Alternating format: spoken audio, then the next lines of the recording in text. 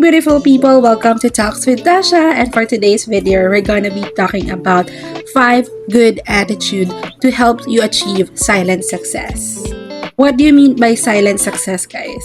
It's a success that you don't need to announce everything.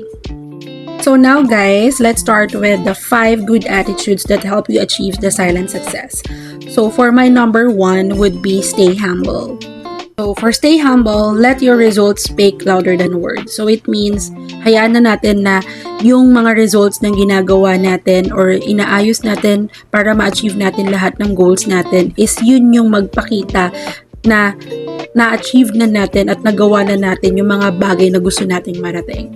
So for an example is that before you're an associate or like an officer with a company or a corporate, and then suddenly ma-awardan ka as promoted ka na as a manager. So simple as that, na makikita nila na may progress lahat ng gusto mong marating or lahat ng pinaghihirapan mo para ma-achieve lang yung mga success na gusto mong marating sa buhay.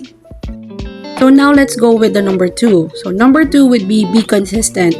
So keep doing the work without anyone or even when nobody is watching. So meaning, hindi natin kailangan ng audience or ng tao na nonood sa atin para lang makita kung paano natin maabot lahat ng gusto natin sa buhay or yung mga goals natin or kung paano tayo nakaabot dun sa success na meron tayo ngayon. Basically, ang kailangan natin yung sarili natin at yung mga taong nagpapa-inspire sa atin sa buhay natin. So next natin would be number 3. It would be stay focused. So avoid distraction and then avoid comparison and stay focused on your progress. So meaning, kailangan natin iwasan lahat ng mga bagay na alam nating makakapagpa-distract dun sa mga bagay na gusto nating maabot in life or yung mga goals natin. So basically, mga bisyo or anything na hindi naman natin kailangan sa buhay, iset aside muna natin. And then pangalawa, comparison or comparing yourself to other people. That would be very important to stop comparing yourself to other people's success because iba-iba yung mga bagay ng pinatutunguhan ng buhay natin. Iba-iba kung kailan natin ma-achieve yung success natin. They might be already reach or achieve their success but hindi pa tayo, but that doesn't mean na napag-iwanan tayo. May kanya-kanyang timeline lang kung kailan darating yung success natin sa buhay. And as long as that you are actually being focused and then alam mo na ginagawa mo lahat para sa goals mo, lahat ng yun matutupad in the right time. So, next naman natin is number 4. So, number 4 would be patient.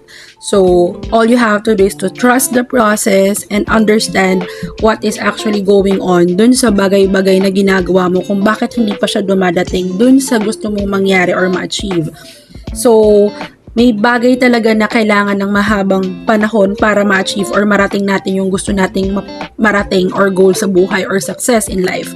So, ang mahalaga is we trust ourselves, our process, and then alam natin na ginagawa natin lahat para ma-achieve yun. Sabi nga nila is that real success take time. So, talagang kailangan maging mapasensya sa mga bagay na ganito at maintindihin para alam natin na lahat ng ginagawa natin sa buhay is may magandang mararating in future. And lastly would be my number 5, which is keep learning. So keep learning means that you have to accept feedback, improve yourself, and then stay open to growth. So meaning is that you have to accept feedback is that doesn't mean na may mali or may hindi maganda dun sa ginagawa mo sa progress mo. But if kung mas makakabuti yun or mas makaka-improve ng sarili mo at mga ginagawa mo para mas mapadali or mas maabot mo yung success na gusto mo maabot sa buhay, why not, diba? And then always stay open to growth. So, naalala ko dito sa stay open to growth is that before, when I was like starting dun sa career ko as manager position, manager trainee pa ako noon, and then there's an instance that I have to handle yung store na because my manager is going to resign. And then he told me that i-refer or i-recommend daw niya ako to be the unit head or to be the whole manager of the store, and I was like very scared at first kasi ayoko ng responsibilities or anything na alam kong baka hindi ko magawa. Natatakot ako sa mga pwedeng mga new learnings na alam kong baka hindi ko maintindihan, or yung mga reportings, ganyan. Sobrang takot talaga ako nun. Pero kinausap niya ako na sabi niya sa akin, "Ma'am, huwag kang matakot to accept new challenges in life, lalo na sa trabaho, because sa trabaho or sa success, wala naman tayong ibang pwedeng puntahan kundi pataas. Hindi naman pwedeng pababa ang success, laging pataas.